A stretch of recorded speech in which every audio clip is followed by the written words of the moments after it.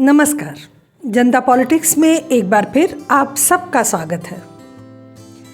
गांधी के प्रेम, ब्रह्मचर्य और जीवन के अनेक प्रयोगों के विषय में समय समय पर जानकारी मिलती रही। पत्र पत्रिकाओं, अखबारों ने इन पर बहुत कुछ छापा है और अभी भी छपता रह रहा है। लेकिन अब गांधी के प्रेम प्रसंग पर एक नया उपन्यास आया है, जिसे साहित्य अकादमी पुरस्कार से सम्मानित अलका सरावगी ने लिखा है। नाम है गांधी और सरला देवी चौधरानी, 12 अध्याय। दरअसल सरला देवी चौधरानी एक बहुमुखी प्रतिभा की धनी महिला थी और वो गांधी से कहीं ऊंचा कद उस समय रखती थी। तब गांधी महात्मा और बापू नहीं हुए थे। सरला देवी चौधरानी के मामा थे रविन्द्रनाथ टैगोर, यानी कि वो उनके बहन की बेटी थी और टैगोर के साथ मिलकर उन्होंने वंदे मातरम की धुन बनाई थी, जिसे बहुत कम लोग जानते हैं।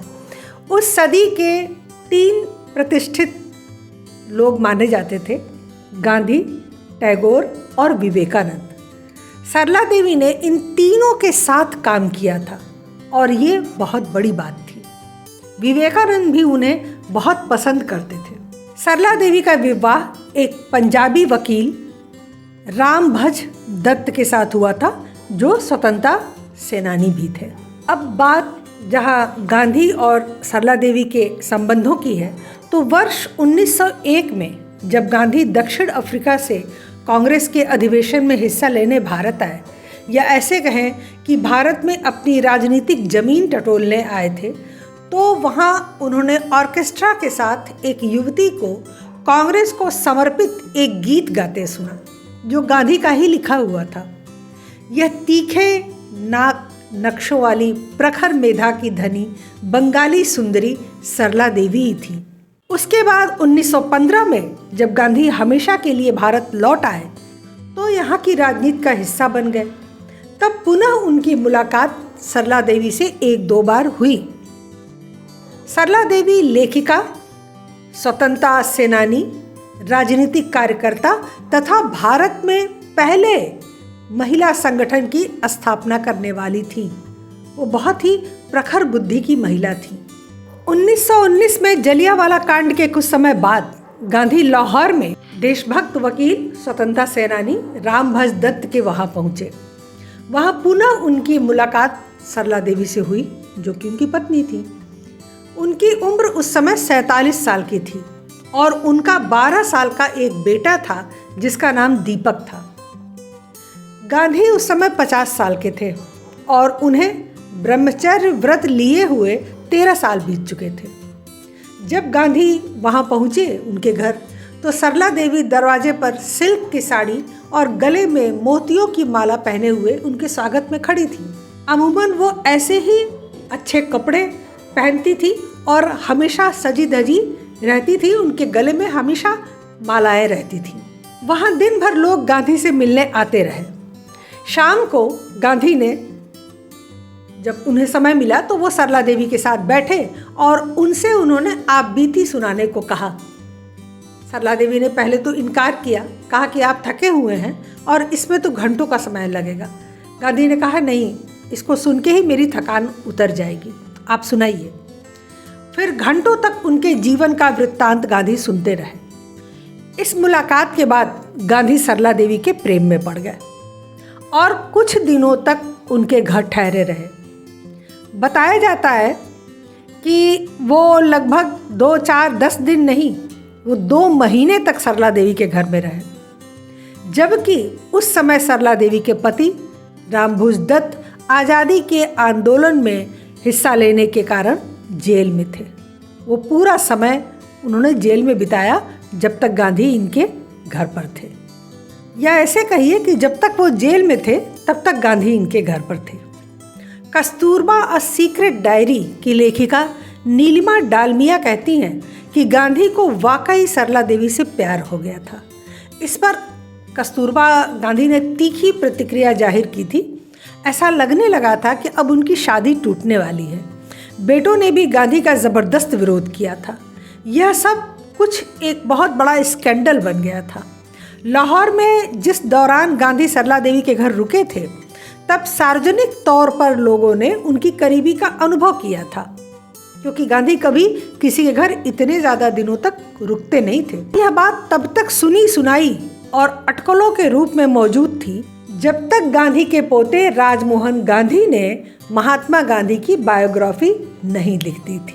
गांधी के पोते राजमोहन जी वह पहले व्यक्ति थे जिन्होंने अपनी किताब के माध्यम से इस प्रसंग को सबके सामने लाया। उन्होंने लिखा कि यह प्रसंग मेरी ईमानदारी के लिए ज़रूरी था। बचपन से मैं अपने अभिभावकों से सुनता आ रहा था कि किस तरह अधेड़ उम्र में भी गांधी जी फिसल गए थे।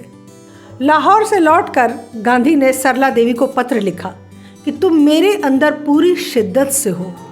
तुमने अपने महान समर्पण के पुरस्कार के बारे में मुझसे पूछा था। ये तो अपने आप में खुद पुरस्कार है। गांधी और सरला देवी के बीच लगातार पत्रों का आदान प्रदान होता रहता था। उनके कुछ पत्र तो यंग इंडिया में गांधी ने छापे भी थे, साथ में ही उनकी कविताएं भी वो छापते रहते थे। अपने एक मित्र को लिखे पत्र में गांधी ने सरला देवी की तुलना कस्तूरबा से कर डाली थी। दरअसल सरला देवी के मनमोहक व्यक्तित्व ने उन पर जादू सा कर दिया था। यहाँ तक कि गांधी ने अपने मित्र को लिखे पत्र में सरला देवी को अपनी आध्यात्मिक पत्नी बताया था। कहा जाता है कि सरला देवी ने अपने 12 वर्षीय बच्चे को देखभाल के लिए गांधी को सौंप दिया था और वह साबरमती आश्रम में रहने लगा था।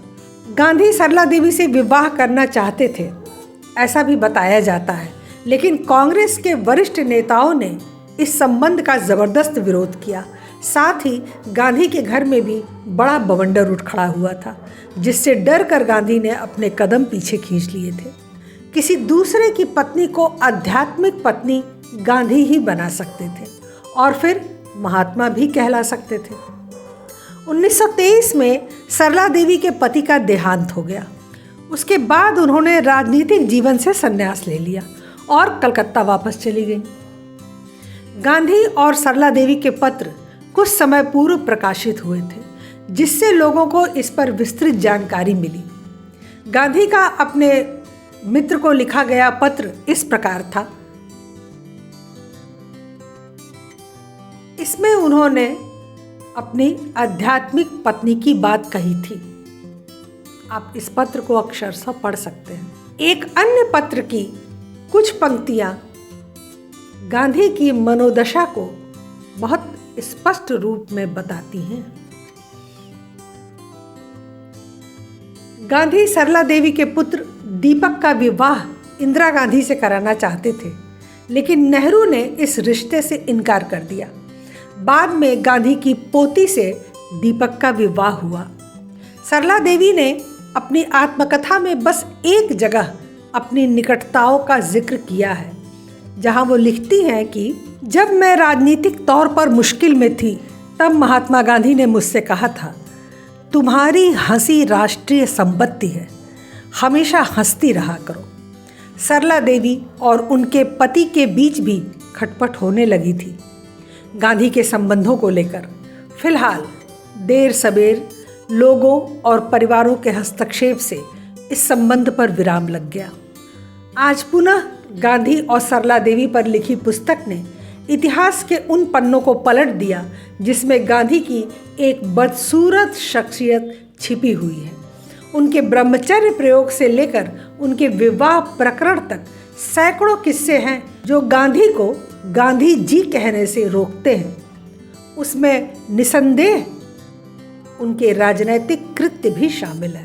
बताया जाता है कि पति के देहांत के बाद सरला देवी ने संन्यास ले लिया था और फिर वो सन्यासिनी बनके हिमालय पर चली गई थी।